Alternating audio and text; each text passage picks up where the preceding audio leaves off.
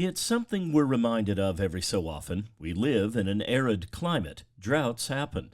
Add in the unpredictable element of climate change, and the difficulty of planning for a stable water supply becomes evident. I'll start with the northern Sierra snowpack levels. This morning, the Water Authority provided an update on our water situation. Currently, the northern Sierra snowpack is at 108% of normal, with more snow in the forecast later this week.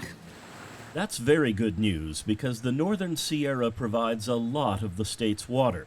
The situation closer to home is not quite so robust. We are currently at 48% of normal conditions for rainfall this water year. But not a big deal, says Efren Lopez, and he says that's thanks to years of planning, building out, and maintaining our water infrastructure. It doesn't really have an impact on how much water we can use on a day-to-day basis, and really we can go through several droughts and it won't have an impact in the San Diego region. But getting to that level of resilience has not come cheap. Over the last few decades, the Water Authority has invested many millions in expanded storage and the water desalination plant in Carlsbad, which provides a drought-proof source of water. While county water residents can take some solace in the fact that we're not running out of water, at least not anytime soon, there are also those higher rates and more to come. But the Water Authority says they're working on that too.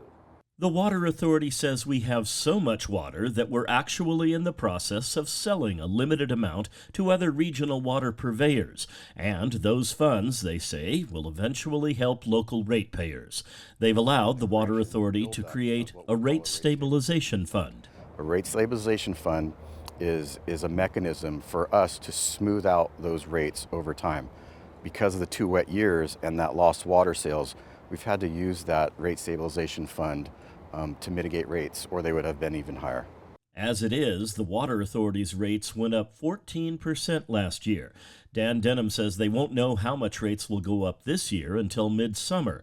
But when we're talking about a substance without which life itself would be impossible, it does tend to put the financial costs in perspective, as painful as they are.